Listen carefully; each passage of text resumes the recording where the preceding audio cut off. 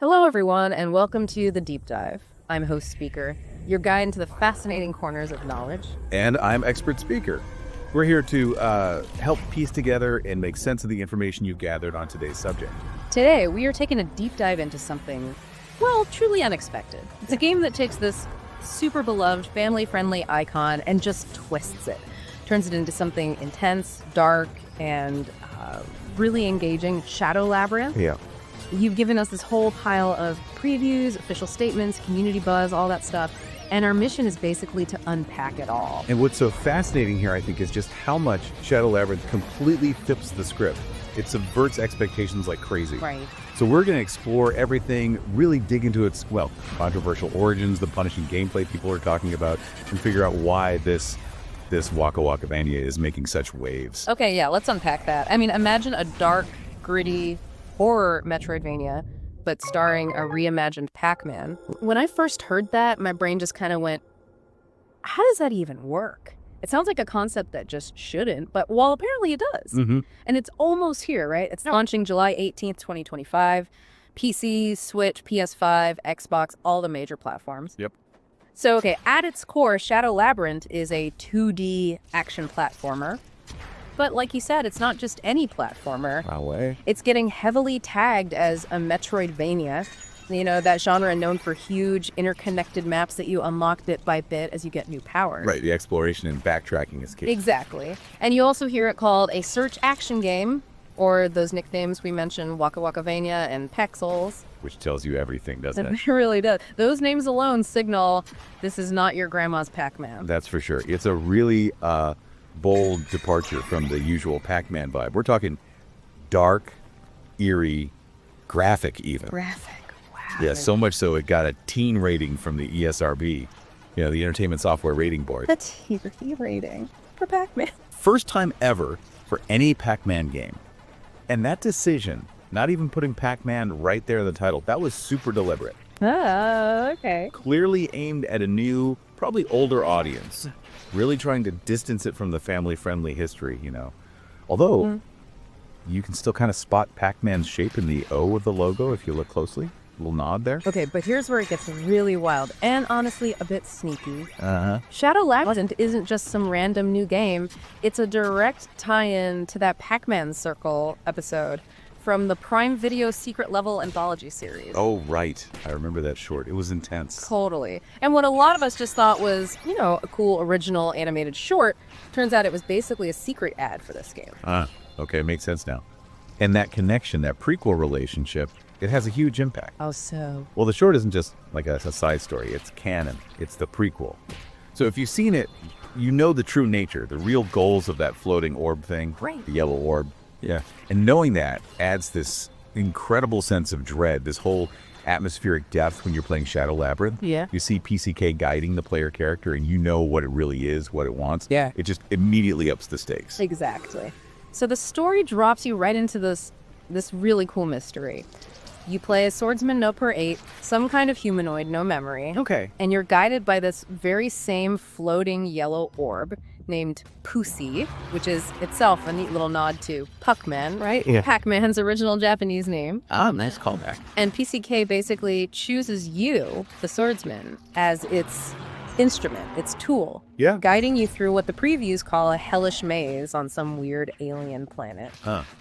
And connecting this to the bigger picture, it goes even deeper. Oh, yeah. The game is canonically part of the UGSF timeline. That's the United Galaxy Space Force. Wait, the shared Namco universe thing with Galaga and Xevious? Exactly. It links Shadow Labyrinth to games like Bosconian, Xevious, maybe even that unreleased new Space Order game. Yeah. It sort of makes you wonder, what does this mean for these classic IPs? They're weaving them into this surprisingly meaty sci-fi epic. Wow. It suggests this much bigger interconnected universe than we maybe ever thought. Okay, so with all that lore, that sort of controversial background, the big question is, how does it actually play?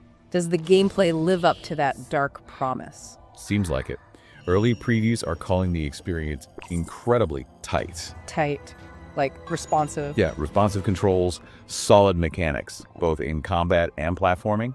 It apparently respects its origins, gives nods to Pac-Man, but doesn't just lean on nostalgia. Good. No, it definitely seems to stand on its own 2 feet. The movement mechanics sound really well designed. Like what? Well, Swordsman 8 gets abilities like a double jump, but it only resets when you actually touch the ground, which changes things up. Oh, okay. Different timing. Right. And there's a unique grappling hook. The swordsman's arm literally detaches and latches onto stuff. And then there's this mini Puck mode. You actually control Puck directly, zooming along walls and ceilings. Controlling the orb. Yeah.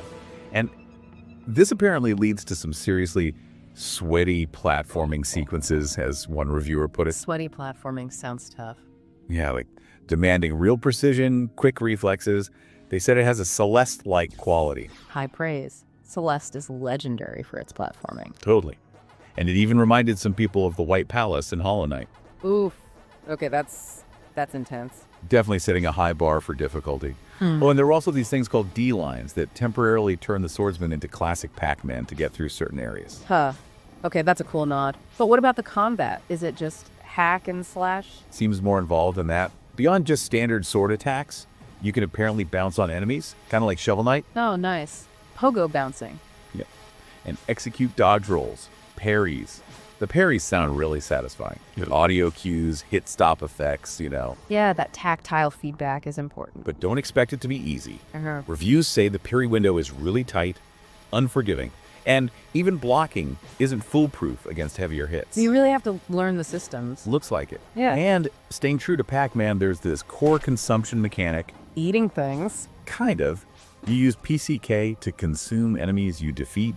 That gets you crafting resources. Okay, standard enough. But here's the catch. You have to do it within like a 2-second window after you beat them. 2 seconds. That's short. Right. It adds this huge layer of pressure, especially when you're already dealing with tough fights. Wow. And the game also has this GAIA mode. Swordsman and PCK merge into this big mech thing. A mech. Yeah, and it can devour enemies right off the screen, which is a pretty clever direct nod back to that consume theme from the secret level episode. Man, they really leaned into the dark themes. So how bad does the difficulty get? You mentioned sweaty platforming. Well, reviewers talked about being thrown into some brutal segments. Like, imagine a combat gauntlet.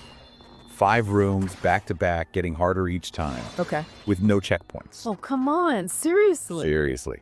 And another bit, a platforming gauntlet full of moving platforms, lasers, saw blades, tight timers. The works? Pretty much.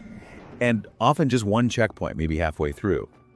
The difficulty definitely led people to make those Dark Souls comparisons. Some called it straight up sadistic. I can almost hear the controllers hitting the wall from here. Yeah, exactly. And you gotta wonder, right?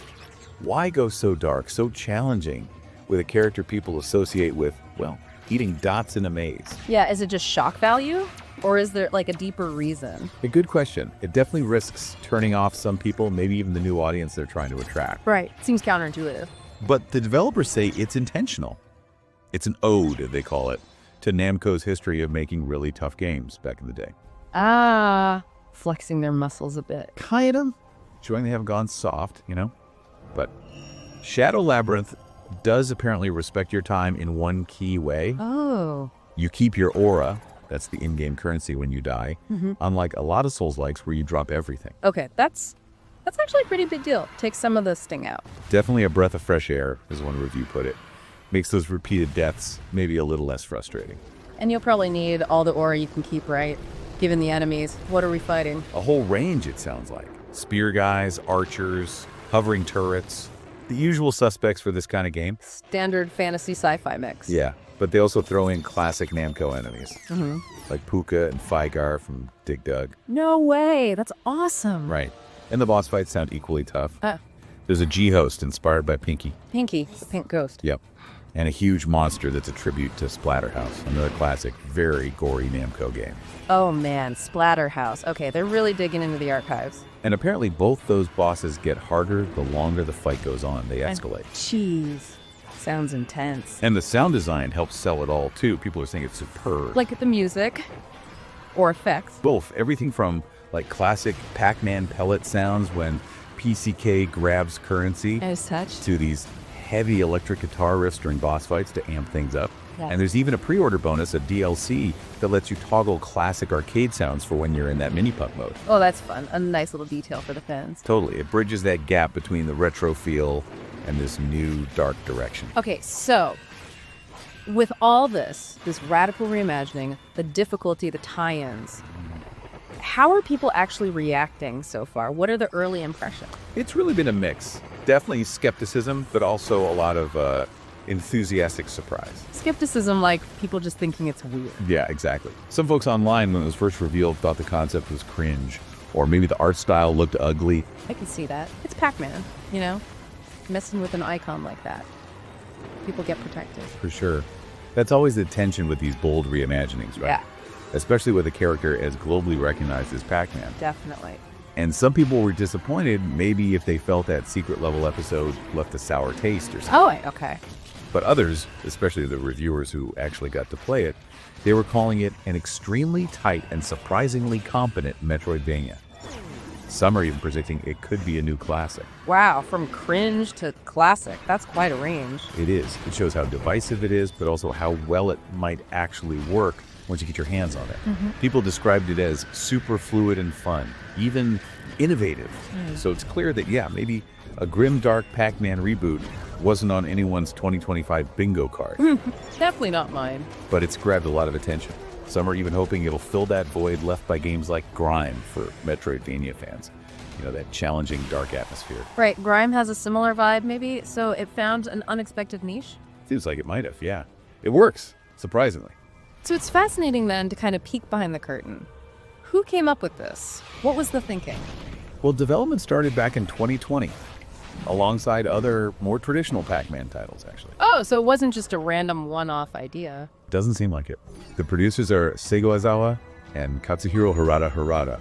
People might know from the Tekken series. Oh, the Tekken guy. Interesting. Yeah. And their goal, they said, was specifically to expand Pac-Man's audience by creating this dark entry. Okay, a deliberate strategy. And apparently, even the original creator of Pac-Man, Toru Iwatani, was reportedly on board with exploring new directions for the character. Wow, that's actually huge, getting the creator's blessing for such a radical shift. It really is. And it shows they weren't just, throwing darts at a board. They really thought about it. So how did they approach it? How do you turn Pac-Man into this? They said they boiled the original game down to, 3 core fundamentals. 1, the maze concept. 2, the eat concept. And 3, how the table can flip all of a sudden, and Pac-Man eats a power pellet and starts chasing the ghost. Ah, the power dynamic shift. Exactly. And using that analytical approach, breaking down to basics, allowed them to build what they see as a complete experience. They're estimating it'll be around 30 hours long. 30 hours? That's substantial for a Metroidvania. It is. And they've also said no post-launch DLC is planned. They really believe this is the full package, a self-contained story and experience. Huh. Okay, well there you have it then. Shadow Labyrinth. It's shaping up to be way more than just a movie tie-in or a gimmick. Seems like it. It sounds like a genuinely brutal, challenging Metroidvania that, yeah, it respects its roots, but it's boldly pushing this beloved character into totally uncharted, really dark territory. Yeah. Kind of a prime example, I guess, of how gaming history, if you add a dash of daring, can actually inspire some genuinely exciting, unexpected new stuff. Things that challenge what we think we know. Absolutely. And for you, the listener, the learner, this deep dive really gives a fascinating look at how these huge, iconic IPs can evolve. Yeah. How they can challenge player expectations, challenge genre rules. It reminds us that even really familiar concepts can be reinterpreted in totally surprising ways. You can get those aha moments from places you just didn't expect. Definitely. It's about seeing how even the most established characters or worlds can find new life, find new audiences, if there's a bold vision behind it. So as Shadow Labyrinth gets ready for that July 18th launch, it kind of leaves us with this thought to chew on. If a simple yellow circle, Pac-Man, can be reimagined into this apex predator in a terrifying maze, what other beloved icons out there are maybe ripe for a darker, more complex reevaluation? Oh, interesting question. And maybe how much of our own nostalgia, our own attachment to the past, are we willing to challenge if it means getting something truly new and maybe innovative in art? Yeah, that's something to think about. Well, thank you for joining us on this deep dive into the surprising world of Shadow Labyrinth. Until next time, keep exploring.